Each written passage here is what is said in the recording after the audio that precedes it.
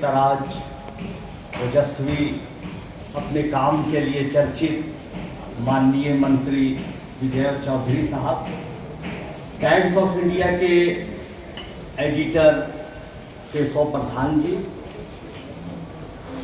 Times of India के तमाम reporter, editor, तमाम लोग के साथ साथ हमारे बिहार के आन बान शान प्यारे प्यारे बच्चे और बच्चे, मुझे आज बहुत खुशी है इस कार्यक्रम में आके।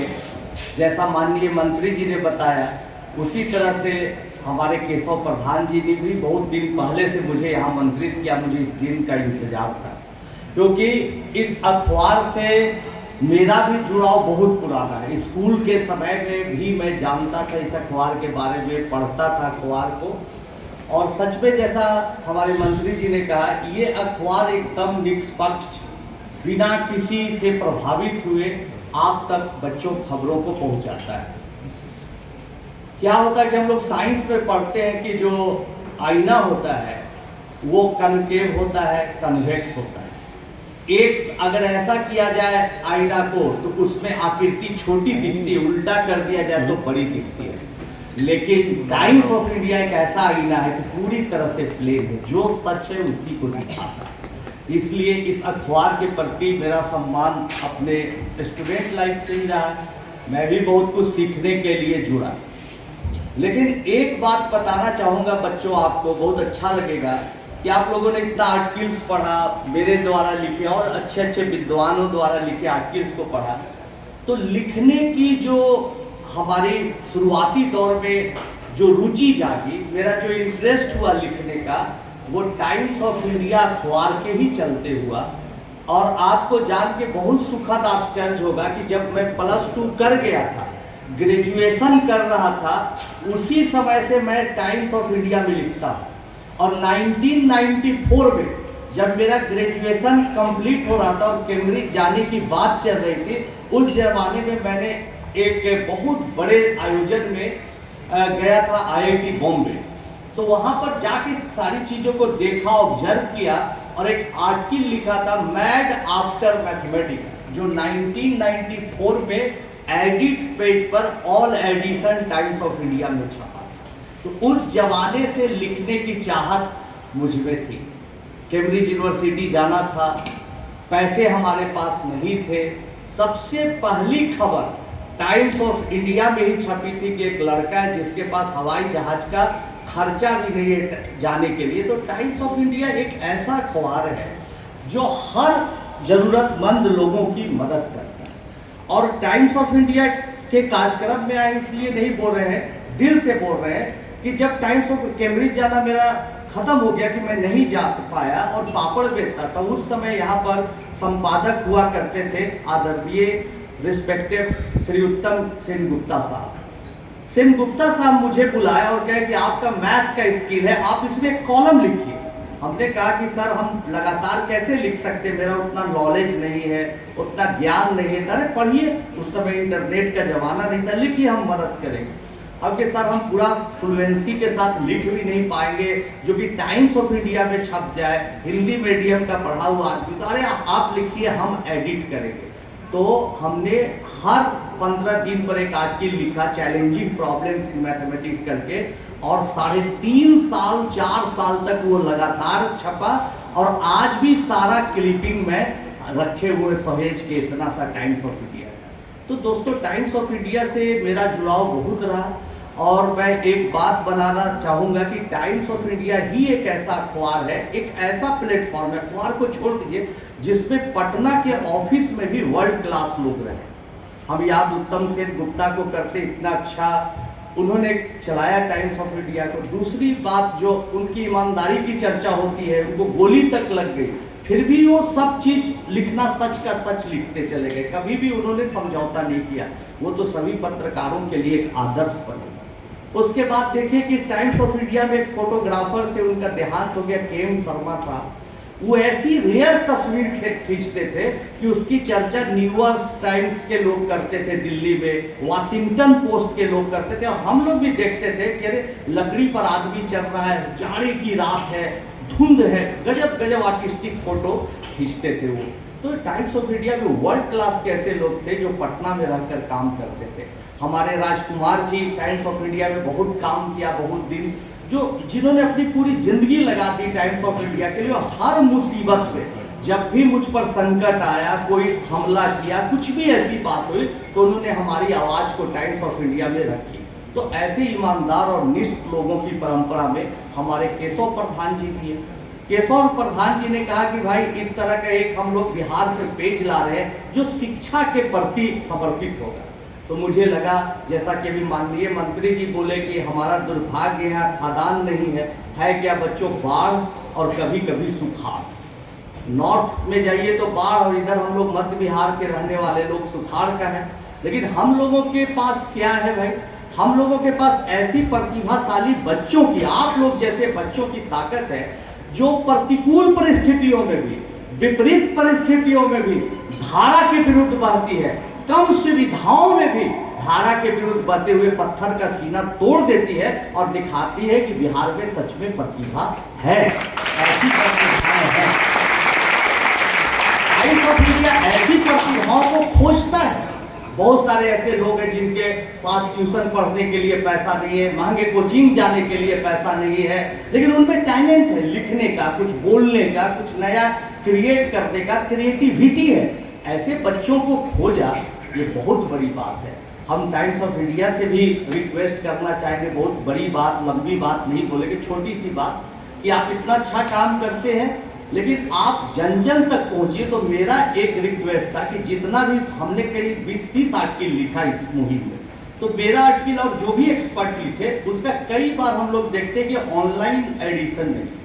आज हम लोग लाख बच्चों को कहे, लेकिन बच्चे आज टेक्नोलॉजी से जुड़े हुए, मोबाइल आईपैड से जुड़े हुए, हम लोग भी प्राइज में आईपैड दे रहे हैं या पैड दे रहे हैं उनको, तो उस पैड से जुड़े हुए हैं तो उसको ऑनलाइन में लाया जाए। दूसरा रिक्वेस्ट है कि आप नवभारत टाइम्स को फिर से शुरू करें, क्योंकि बिहार में हिंदी पाठकों की कमी नहीं है। ज़्यादातर लोग गांव दूर दराज में हिंदी में लोग बात करते हैं, हिंदी में, तो आपका हिंदी में करिए।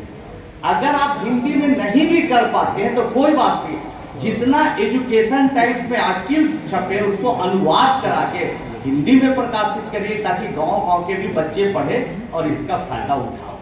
ज़्यादा मैं कुछ नहीं बोलना चाहूँगा, मैं ये बोलना चाहूँगा, मैं हम्बल सजेशन दिया। माननीय मंत्री जी से भी मैं अपील करूँगा, रिक्वेस्ट करूँगा कि आप प्रयास करिए। आप शिक्षा मंत्री थे तो बहुत अच्छा काम किया। सच में हर पंचायत में एक स्कूल खुलता है, हर बच्ची को पढ़ने का मौका मिलता है, सोचिए कितनी बड़ी बात है। तो इसके लिए मैं आपको भी धन्यवाद देना चाहता हूँ और एक रिक्वेस्ट करना चाहता हूँ कि आप लोग सरकार से मिलकर इस मंच के माध्यम से एक स्कूल खोलिए।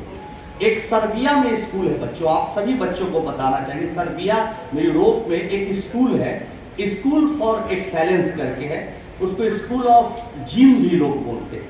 जैसे ब्रेन का शरीर के लिए जिम होता है, उस तरह से स्कूल का भी ब्रेन के लिए जिम है। उसमें 4-5 सब्जेक्ट की पढ़ाई होती है, फिजिक्स, केमिस्ट्री, मैथ, बायोलॉजी और कंप्यूटर, थोड़ा सा लैंग्वेज, सर्बियन लैंग्वेज में पढ़ाई होती है। उसमें 200-300 बच्चों को हर साल से, छोटा सा देश है, बिहार से भी छोटी आबादी होती है, उस पे पूरी ताकत सरकार लगाती है और उससे हर साल 150 से 200 बच्चे 12 करते हैं और हर बच्चे पर MIT, हार्वर्ड, बड़े बड़े लोग निगाह लगाए रहते हैं। हमारे पास है इंटरनेशनल मैथमेटिकल ओलंपियाड में क्लास 8 में पढ़ने वाला बच्चा, ये जो नकली आजकल ओलंपियाड होता है उसमें नहीं, इंटरनेशनल मैथमेटिकल ओलंपियाड में वहाँ का क्लास 8-9 का बच्चा गोल्ड मेडल ले लेता है। अगर उस कंट्री से 5-6 बच्चा जाता है तो 5-6 बच्चा गोल्ड, एक आध को गलती से सिल्वर लेता है। हमारे देश इतना बड़ा देश है, अभी तक हमारे बच्चे नहीं ले पाते, बिहार में कभी इसको एक ऐसा स्कूल खोलिए जिसमें बिहार के गाँव के, देहात के, जैसे हमारा एक स्कूल खुला हुआ है, इस स्कूल को ही आप बनाइए। जो स्कूल आप सेमुतल्ला में खुले हैं उसमें थोड़ा और जोर लगाइए। अच्छा स्कूल है, अच्छा आइडिया है, लेकिन हमारा मानना है कि उसमें और जोर लगाइए। इस स्कूल को वर्ल्ड क्लास का बनाइए ताकि गरीब बच्चा भी पढ़े, और उस स्कूल में पढ़ने के लिए बाहर राज्यों का भी 10-20% कोटा दीजिए ताकि स्वच्छ कंपटीशन हो, लोग आए बिहार के लिए। और उस स्कूल के लिए अगर हमारी भी मदद कोई होगी तो जरूर कुछ करने में मैं सौभाग्य समझूंगा। तो बस चलते चलते बच्चों एक दो चीज हम आपको मंत्र देते हैं, तो उससे आप भी बदलिएगा, बिहार भी बदलेगा। आज के जैसा कि सर ने बताया कि सोशल मीडिया पर काफ़ी खबरें चलती है, पढ़िए उसको समझिए, लेकिन अपनी आंखों को खोलिए और समझिए कौन सच है कौन झूठ है। आज आप आईआईटी की तैयारी करते हैं, मेडिकल की तैयारी करते हैं, यूपीएससी की तैयारी करते हैं, आपकी मानसिकता क्या हो गई कि आप नोट्स तक सिमट कर रहे हैं।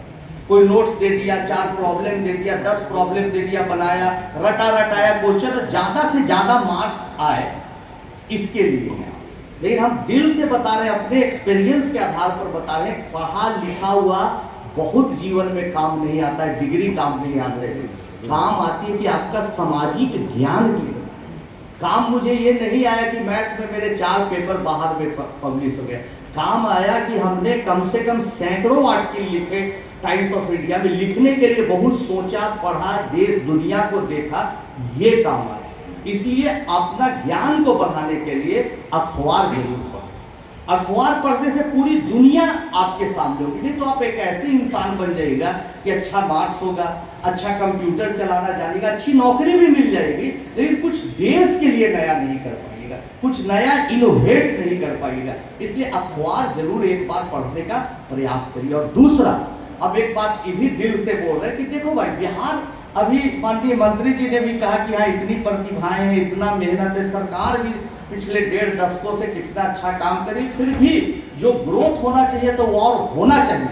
बस मेरा हो सके निजी अनुभव हो, खराब हो, लेकिन यहाँ एक चीज जरूर खत्म होनी चाहिए, आपस में बिहारी का अपनत्व बढ़ाने के लिए जात पात नहीं करना। आप लोग नई पीढ़ी है, नया बिहार है, बिहार को आपसे उम्मीद है। अब प्रशांत कुमार का अवार्ड मिला, सबसे ज्यादा नंबर लाया, हम लोगों की पीढ़ी में ये थी भावना के अच्छा प्रशांत कुमार को तो अवार्ड मिल गया, ठीक है भाई, कौन कास्ट है वो, फलना कास्ट, मेरे मिलता जुलता का, अरे नहीं छोड़, गलत आ। ये भावना जिस दिन बिहार से चली जाएगी, हम लोगों को कोई नहीं रोक सकता है।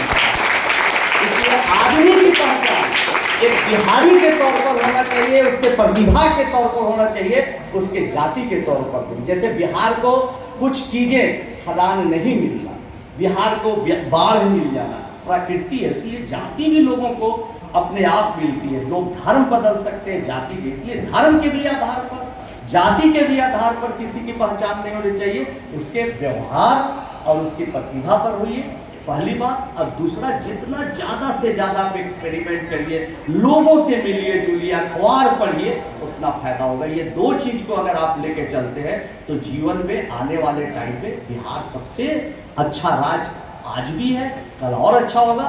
दुनिया में लोग इसकी चर्चा करते हैं, येल यूनिवर्सिटी में भी कॉन्फ्रेंस हो रहा था, अमेरिका में चर्चा हुई, नालंदा विश्वविद्यालय की खबर छपी न्यूयॉर्क टाइम्स में, तो ये चर्चा और बढ़ेगी, मेरा बिहार अच्छा होगा। और आप याद रखिए कि इसमें माननीय मंत्री जी, हमारे संजय जी का जितना हाथ है हमारे अधिकार, उससे ज्यादा बिहार को बनाने में आपका हाथ होगा, क्योंकि आप युवा पीढ़ी है, आप अच्छा काम करिए, बहुत अच्छा काम करिए। मेरी शुभकामनाएं और आशीर्वाद आपके साथ है।